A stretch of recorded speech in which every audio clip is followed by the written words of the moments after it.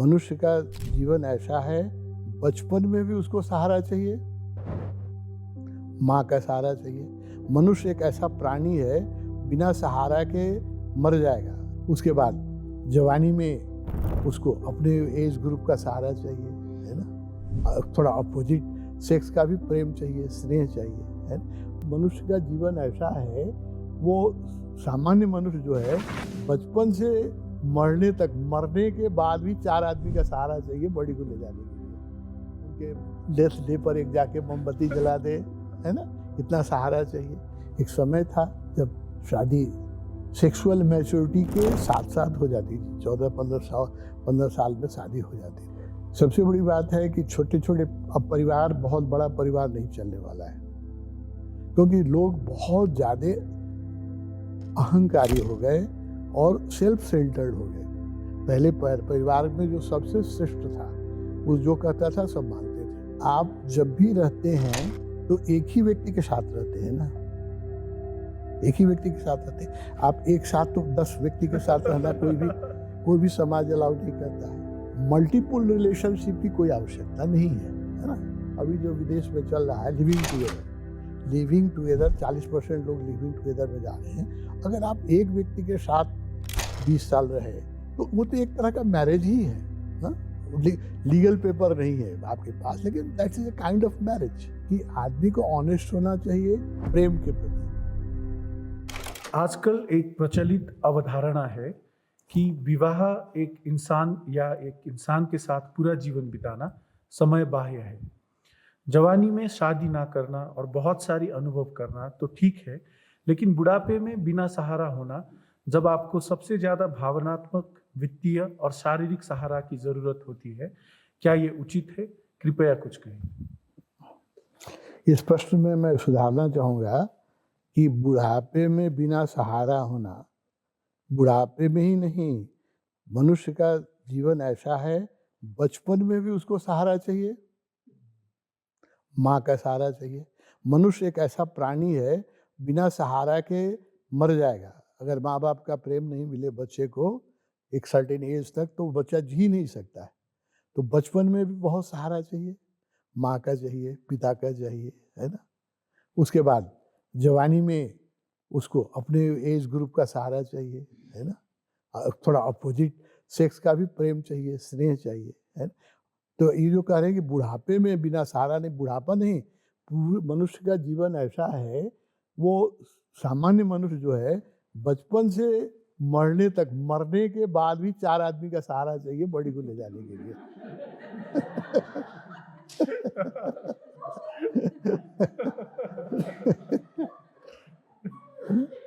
और श्राद्ध करे लोग, है ना, उसके चाहे जिस धर्म के हों, उसके मकबरे पर कम से कम मुसलमान हो, क्रिश्चियन हो, तो उस पर कोई उनके डेथ डे पर एक जाके मोमबत्ती जला दे, है ना, इतना सहारा चाहिए।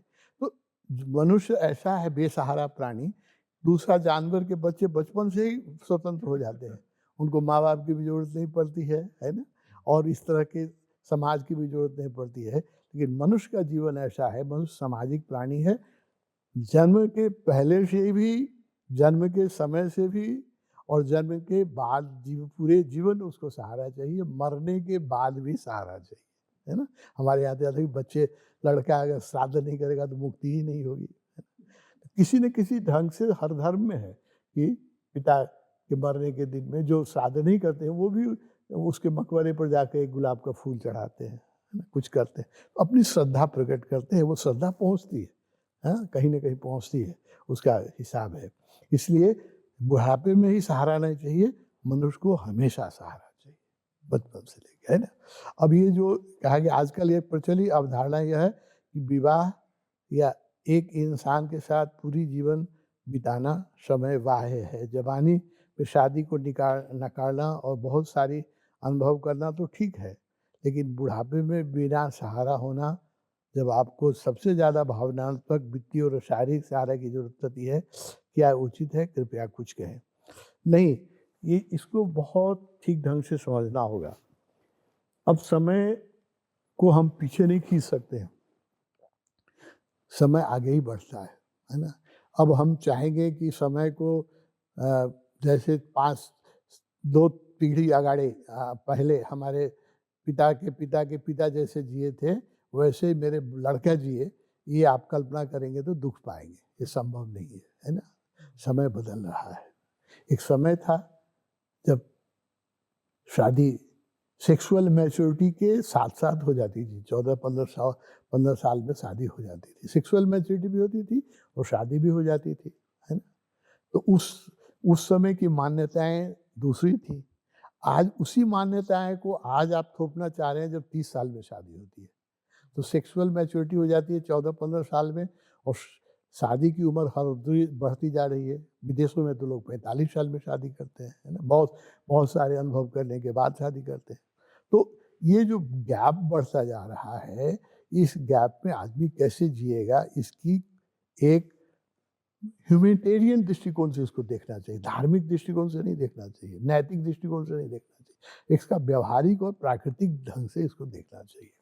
तो अब मैरिज जिस तरह से चला है, मैंने कहा ना 3 जनरेशन पहले या 2 जनरेशन पहले चला, अब हमारे लड़के और उनके लड़के भी ऐसे ही मैरिज करेंगे, यह सोचना अस्वाभाविक है, ये संभव नहीं है। समय बदल गया, समय की आवश्यकताएँ बदल गई, है ना? सबसे बड़ी बात है कि छोटे-छोटे अब परिवार, बहुत बड़ा परिवार नहीं चलने वाला है, क्योंकि लोग बहुत ज़्यादा अहंकारी हो गए और सेल्फ सेंटर्ड हो गए। पहले परिवार में जो सबसे श्रेष्ठ था, वो जो कहता था सब मानते थे, जो सबसे बूढ़े थे, है ना? वो जो दादा थे, जीवित थे, तो दादा जो कहते थे वो पिताजी भी मानते थे, उनके भाई लोग भी मानते थे, ये था। अब आज जो है पत्नी भी पति की बात मानने के लिए तैयार नहीं है, बच्चे भी मानने के लिए तैयार नहीं है बाप का बात, है ना? तो अब की ये जो युग आ गया है, इसको हम बचपन से ही इतना ईगो दे रहे हैं, इतना अहंकार केंद्रित व्यक्ति को बना दे रहे हैं कि अब बड़े परिवार नहीं चल सकते हैं। ये तो प्रूफ हो गया, है ना? जो लोग अभी भी बहुत इसके पक्ष में हैं कि शादी होनी चाहिए और एक पत्नी के साथ आदमी को रहना चाहिए, वो अभी अपने भाई और चाचा और चाची के साथ नहीं रह सकते। हाँ, उनका भी परिवार छोटा से छोटा होता जा रहा है। हस्बैंड, वाइफ और बच्चे, परिवार का मतलब उसमें दादा-दादी, चाचा-चाची, फूफा वो भी नहीं आते, कभी आ जाएँ 1 साल में 1 बार तो ठीक है ना? लेकिन अब ज़्यादा अच्छा है कि बर्थडे पर उनको फ़ोन करके कह दिया जाए हैप्पी बर्थडे या फादर डे को जाके उनसे टीका लगा के 2-4 100 रुपए दे के चले आएँ, तो ये ज़्यादा अच्छा है। लेकिन वो घर में आ जाएँ तो थोड़ा दिक्कत हो जाती है। अभी ये समय की आवश्यकता है, समय की आवश्यकता है। इसको समझना होगा। अब विवाह जैसे चला था ऐसे नहीं चलने वाला है ना? अब अभी ये बात कहें तो पूरब में इसको लोग विरोध करेंगे। ख़ास करके जो लोग धार्मिक लोग हैं उसका बड़ा विरोध करेंगे। लेकिन हम लोग तो पश्चिमी जगत को भी बहुत नज़दीक से देख रहे हैं, घूम रहे हैं। पश्चिमी लोग भी यहाँ आ रहे हैं। 40% लोग अभी पश्चिमी जगत में शादी नहीं करना चाह रहे हैं, अकेले रहना चाहते हैं। 40 बहुत बड़ी संख्या है। और जो 60% जो शादी करते हैं, वो भी शादी के समय ही चर्च में जब हम डाइवोर्स करेंगे तो कुत्ता कौन ले जाएगा, गाड़ी कौन लेगा और पैसा संडे को कौन खिलाए, वो पहले ही से सही करके शादी। 60% जो शादी कर रहे हैं, वो भी पहले ही से एग्रीमेंट कर रहे हैं कि इसके बाद कैसे हम लोग सेपरेट हो गए तो ज़मीन कौन लेगा, घर कौन लेगा, कुत्ता कौन लेगा, बच्चे को संडे कौन ले जाएगा, ये तो ऐसी शादी हो रही है ना? पहले ही उसी दिन एग्रीमेंट अच्छा है, क्योंकि बाद में कोर्ट में वकील के सामने झगड़ने से और कोर्ट में आधा पैसा वकील ले जाते हैं, उससे अच्छा है कि पहले ही झगड़ा कर लो, तय कर लो, है ना? तो ये अब मैरिज का रूप है अभी पश्चिमी जगत में। अच्छा, अब आप कहिएगा कि हम तो हिंदू धर्म मानते हैं, हम तो हमारा यहाँ तो चलेगा। तो आप हिंदू धर्म मानते हैं तो फुल पैंट क्यों पहनते हैं, टी शर्ट, धोती क्यों नहीं पहनते हैं, टिकी क्यों नहीं रखते हैं, चम्मच से क्यों खाते हैं?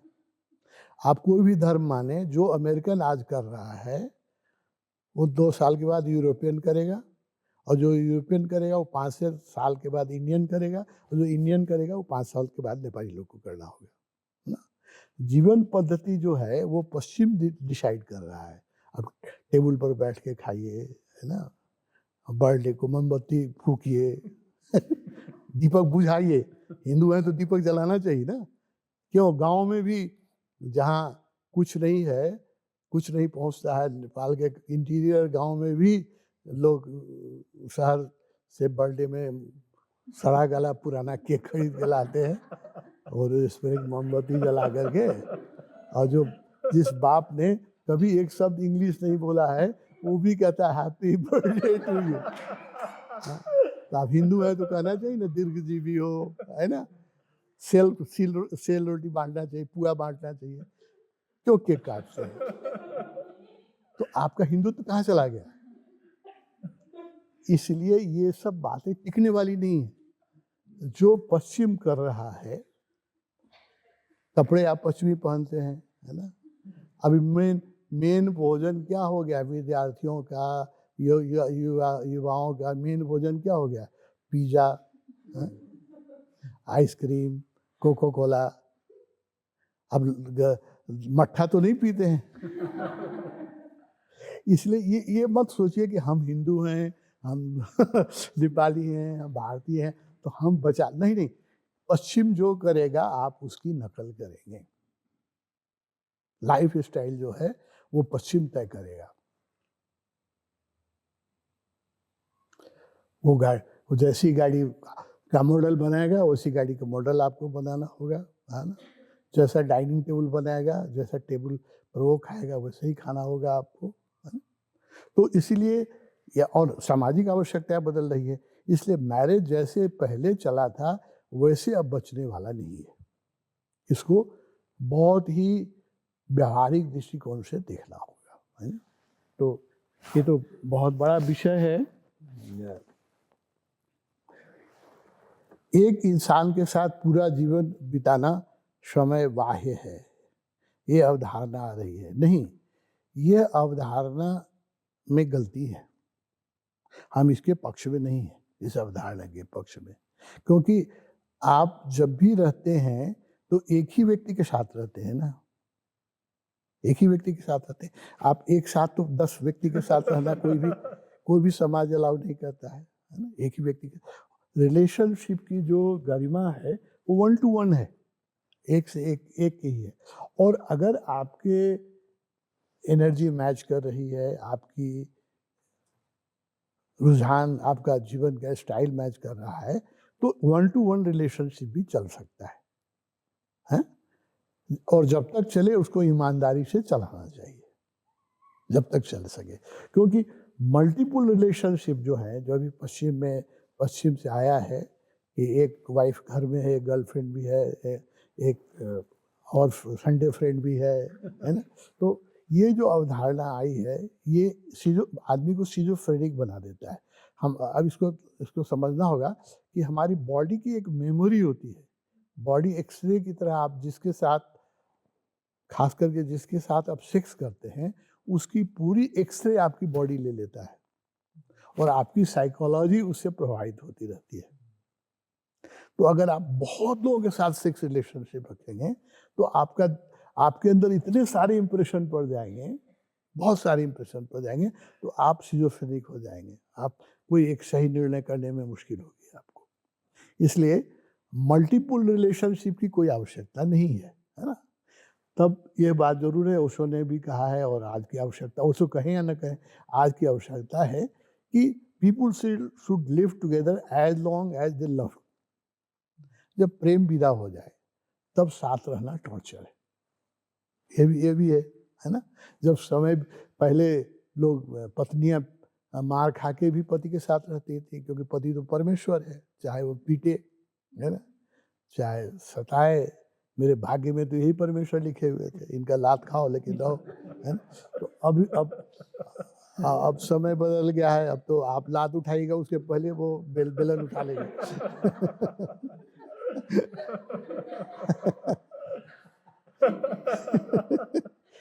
इस बदले हुए परिप्रेक्ष्य में हमें अपनी धारणाओं को व्यवहारिक बनाना होगा, प्राकृतिक बनाना होगा, रियलिस्टिक बनाना होगा और जस्टिफाइड करना होगा, है ना। तो ये इसकी आवश्यकता है। वो ओशो ने यही काम किया। उन्होंने कहा कि नहीं, वो रिलेशनशिप वन टू वन भी चल सकता है, और जब आप एक आदमी के साथ जीवन भर रहते हैं, आप मैरिज करें न करें, एक तरह से वो मैरिज ही है। भले ही आप कोर्ट में जाके सर्टिफिकेट नहीं ले आते हैं कि हम पति पत्नी। अभी जो विदेश में चल रहा है लिविंग टुगेदर 40% लोग लिविंग टुगेदर में जा रहे हैं। अगर आप एक व्यक्ति के साथ 20 साल रहे तो वो तो एक तरह का मैरिज ही है ना। लीगल पेपर नहीं है आपके पास, लेकिन that's is a kind of marriage. आप एक आदमी के साथ रहे, इसलिए इसको बहुत ही उदार दृष्टिकोण से देखना पड़ेगा। इसके साथ धर्म को नहीं जोड़ना है, इसके साथ अस्वाभाविक चीज़ों को नहीं जोड़ना है। बड़ा ही उदार और बड़ा न्यायपूर्ण, किसी के साथ अन्याय भी ना हो ना। जब तक आप साथ रहें, एक आदमी के साथ रहें, आप ऑनेस्टली रहें। ऑनेस्टी तो बहुत जरूरी है। As long as love is there should be honesty towards the love. प्रेम के प्रति आदमी को ईमानदार होना चाहिए। जब प्रेम विदा हो जाए, प्रेम नहीं है, तब साथ रहना भी टॉर्चर है। Then it is a torture, है ना। तो बहुत सारे लोग ऐसे टॉर्चर में हैं। अभी ईस्ट में, पूर्वीय जगत में बहुत सारे लोग ऐसे टॉर्चर में हैं जिनका प्रेम विदा हो गया है, लेकिन उनको साथ रहना पड़ रहा है शत्रु की तरह। बरसों से आपस में कोई संबंध नहीं है, लेकिन लोग साथ, तो वो भी टॉर्चर है, तो वो भी नहीं होना चाहिए। तो इसके जो आधारभूत सूत्र हैं वो हैं कि आदमी को ऑनेस्ट होना चाहिए प्रेम के प्रति, व्यक्ति के प्रति नहीं, प्रेम के प्रति। यदि प्रेम है तो उसकी इज्जत करनी चाहिए। प्रेम विदा हो जाए तो फिर आदमी को अपना रास्ता देखना चाहिए।